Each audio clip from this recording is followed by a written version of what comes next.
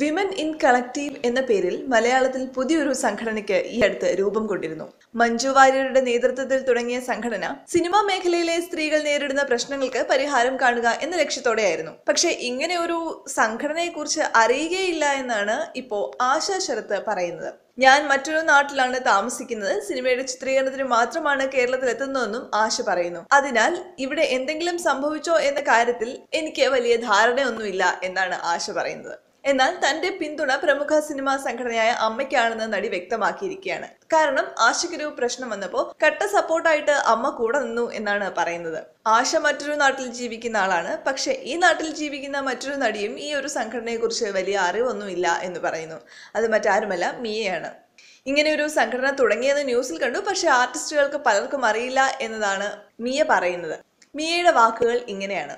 അതിനെക്കുറിച്ചുള്ള ഒപ്പീനിയൻ ഞാനും ഈ സോഷ്യൽ മീഡിയയിൽ കൂടെയൊക്കെ അറിഞ്ഞ പത്രത്തിലുമൊക്കെ കണ്ട ന്യൂസേ എനിക്കും അറിയുള്ളൂ. എനിക്ക് ആധികാരികമായി എനിക്ക് അതിനെപ്പറ്റി പറയാൻ എനിക്ക് അറിയില്ല. അമ്മ എന്ന് പറയുന്ന ഒരു സംഘടനയുണ്ട്.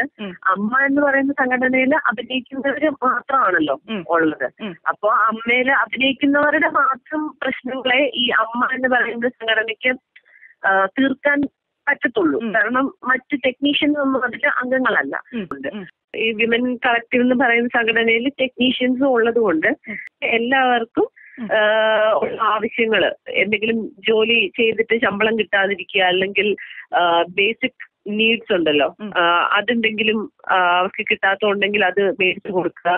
അത്തരം ടെക്നീഷ്യൻസിനും എല്ലാവർക്കും, സിനിമയിൽ വർക്ക് ചെയ്യുന്ന എല്ലാ സ്ത്രീകൾക്കും വേണ്ട കാര്യങ്ങള്, അവകാശങ്ങളും നേടിക്കൊടുക്കാനുള്ളൊരു ശ്രമമാണ് ഈ സംഘടന കൊണ്ടുവന്നതിലൂടെ എന്ന് എനിക്ക് തോന്നുന്നു. ഞാനൊക്കെ അമ്മയിലെ മെമ്പറാണ്. അപ്പൊ എനിക്ക് എന്തെങ്കിലും പ്രശ്നം ഉണ്ടെങ്കിൽ അമ്മയില് പറഞ്ഞാൽ മതി.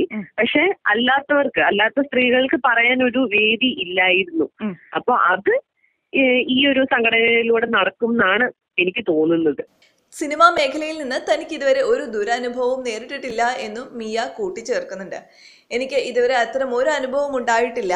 മലയാളമാകട്ടെ, തമിഴാകട്ടെ, തെലുങ്കാവട്ടെ, ആരും എന്നോട് അത്തരത്തിൽ സമീപിച്ചിട്ടുമില്ല. കഥ കേൾക്കുന്നു, ഇഷ്ടമായെങ്കിൽ ചെയ്യുന്നു, ഇല്ലെങ്കിൽ ഇല്ല. അഭിനയിക്കുന്നുണ്ടെങ്കിൽ ഡേറ്റ് തരുന്നു, പോയി അഭിനയിക്കുന്നു, പൈസ വാങ്ങുന്നു, തിരിച്ചു വരുന്നു, ഡബ്ബിംഗ് ചെയ്യുന്നു, സിനിമയുടെ പ്രമോഷനിൽ പങ്കെടുക്കുന്നു, അതോടെ ആ സിനിമയുമായുള്ള ബന്ധം തീരുന്നു എന്നും മിയ പറയുന്നു.